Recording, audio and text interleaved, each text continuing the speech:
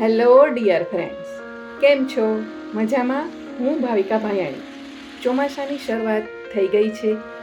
ચોમાસામાં વરસાદ આવે એટલે મોસમ કેવી ફૂલ ગુલાબી થઈ જાય, ખરું ને? આજે હું તમને ચોમાસામાં શું ખાવું જોઈએ ગરમા ગરમ એ વિશે નહીં, પણ વરસાદ વિશે કંઈક કહેવા આવી છું. વરસાદ વિશે એવી વાતો કે કદાચ તમે જાણતા પણ હશો અને ન પણ જાણતા હો. તો જાણીએ. આ માહિતી દિવ્ય ભાસ્કરના બાળ ભાસ્કરમાંથી લીધી છે. તો આજે આપણે જાણીએ વરસાદ વિશે. વરસાદના વાદળો હંમેશા મહાસાગર ઉપર કે સમુદ્ર ઉપર બને છે. હવાની વહેતી દિશા અનુસાર ચોમાસાને મુખ્યત્વે બે ભાગમાં વહેંચવામાં આવે છે. દક્ષિણ પૂર્વીય ચોમાસું એટલે કે આવતો વરસાદ, ઉત્તર પશ્ચિમ ચોમાસું એટલે કે વળતો વરસાદ. આપણા ભારતમાં પશ્ચિમ દિશાથી કર્કરેખા પસાર થાય છે, જેનો પ્રભાવ આપણા દેશની જળવાયુ પર પડે છે. આથી આપણા દેશની હવા ઉષ્ણકટિબંધીય હવા હોય છે. આ હવા હિન્દ મહાસાગર અને અરબ સાગર તરફ વહે છે અને હિમાલયની ઠંડી હવાઓને મળે છે, અને ત્યારે આપણે ત્યાં વરસાદની શરૂઆત થાય છે. સપ્ટેમ્બર પછી હિન્દ મહાસાગર, અરબ સાગર અને બંગાળની ખાડીને પાર કરીને આ હવાઓ મેદાની વિસ્તાર તરફ આગળ વધે છે, જેને ઉત્તર પૂર્વીય ચોમાસું એટલે કે પાછું વળતું ચોમાસું કહેવાય છે. આપણને ખબર જ છે, જ્યાં વૃક્ષો વધારે હોય ત્યાં વરસાદ વધારે પડે છે. વરસાદી વાદળો કાળા કેમ હોય છે? તેનું ખરેખર કારણ સૂર્યપ્રકાશ હોય છે. આકાશમાં વાદળોમાં પાણી બંધાતા વાદળોનું ઘનત્વ વધી જાય છે, જેથી કરીને સૂર્યપ્રકાશ વાદળોની આરપાર જઈ શકતા નથી. આ કારણસર વાદળો કાળા દેખાવા લાગે છે. એક એવું ગામ, એવો દેશ કે જ્યાં વરસાદ કદી પડ્યો નથી. શું કામ? તે જોઈએ. આ ગામનું નામ છે અલ હુતૈબ, જે મધ્ય એશિયાના યમન દેશમાં આવેલું છે.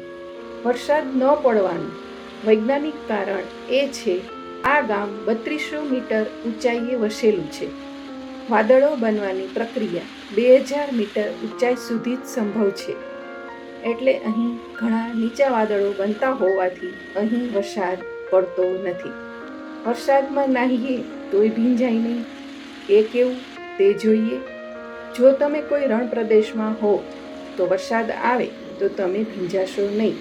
કેવી રીતે? રણમાં વરસાદનું પાણી ગરમ વાતાવરણને લીધે હવામાં જ સુકાઈ જાય છે. આવા વરસાદને ફેન્ટમ રેઇન કહે છે. વરસાદના નામ ઉપર એક દેશની કરન્સી પણ છે. તો તે કઈ? તે જોઈએ. બોત્સવાની સ્થાનીય ભાષામાં વરસાદને પુલા કહે છે.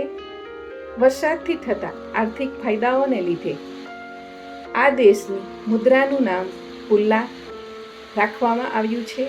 સૌરમંડળના અન્ય ગ્રહો પર પણ વરસાદ પડે છે, પરંતુ ત્યાં પડતો વરસાદ અલગ હોય છે.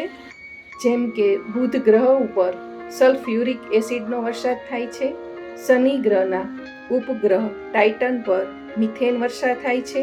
તો આ રીતે આપણે વરસાદ વિશે જાણ્યું. હવે આપણે જાણીશું વરસાદના 12 પ્રકાર. આપણે સૌએ ટીવીમાં અથવા તો ન્યૂઝપેપરમાં એ શબ્દો વાંચ્યા અથવા તો સાંભળ્યા હશે. સાંબેલાધાર, મુશળધાર. તો આ બધું એક જ છે કે અલગ અલગ? આ બધું વરસાદ પડવાની ગતિથી અલગ અલગ નામ આપવામાં આવ્યા છે. ગુજરાતી લોકસાહિત્ય પ્રમાણે 12 પ્રકારના વરસાદનું વર્ણન કરવામાં આવેલું છે, અને તેના પરથી કહેવત પણ બની છે, બારે મેઘ ખાંગા. તો વરસાદના 12 પ્રકાર આ મુજબ છે.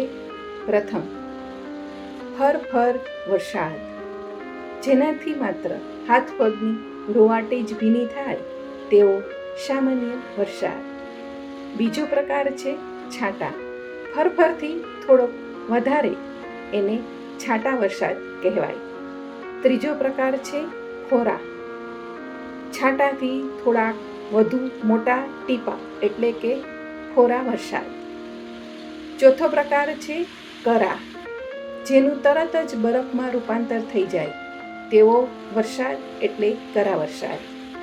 પાંચમો પછેડીવા વરસાદ એટલે કે પછેડીથી જ રક્ષણ થઈ જાય તેવો વરસાદ પછેડીવા વરસાદ કહેવાય છે. છઠ્ઠો પ્રકાર છે નેવાધાર વરસાદ. છાપરાના નળિયા ઉપરથી પાણી વહે તેવો વરસાદ પડે તેને નેવાધાર વરસાદ કહે છે. સાતમો પ્રકાર છે મોલ મેહી વરસાદ. મોલ એટલે કે પાક, પાકને જરૂરી હોય તેટલો વરસાદ પડે તેને મોલ મેહી વરસાદ કહે છે. આઠમો પ્રકાર છે અનરાધાર વરસાદ. એક છાંટો બીજા છાંટાને સ્પર્શી જાય અને ધાર પડે તેવો વરસાદ એટલે અનરાધાર વરસાદ. નવમો પ્રકાર છે મુશળધાર વરસાદ. ચાલુ રહે એવો વરસાદ એટલે કે મુશળધાર વરસાદ.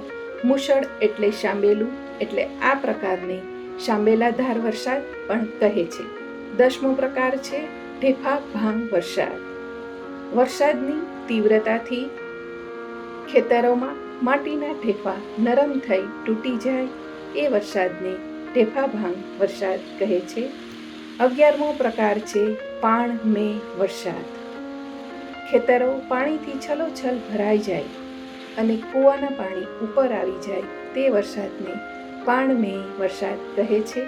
અને છેલ્લો 12મો પ્રકાર છે હેલી.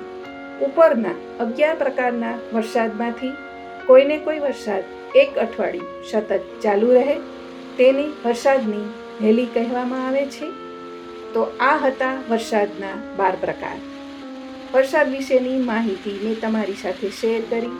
કેવી લાગી તમને લોકોને? ગમીને તો વિડીયોને લાઈક કરજો, શેર કરજો અને હા, સબસ્ક્રાઈબ ન કર્યું હોય તો જરૂરથી કરજો. સારું ત્યારે આવજો.